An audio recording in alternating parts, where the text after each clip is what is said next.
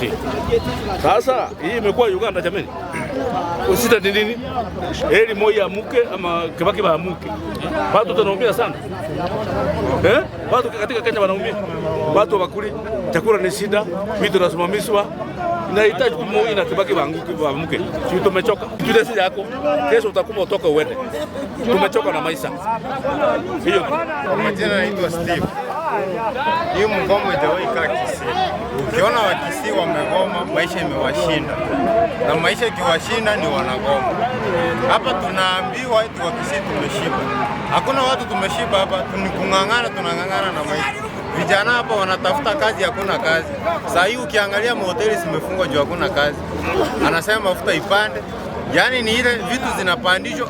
Asubuhi ukiamka unapata baking ilikuwa inauzwa 25. Sasa hii ni 35. Chumvi ndio ilikuwa inauzwa 20. Sasa hii unaona na 50. Tunaenda wapi sasa?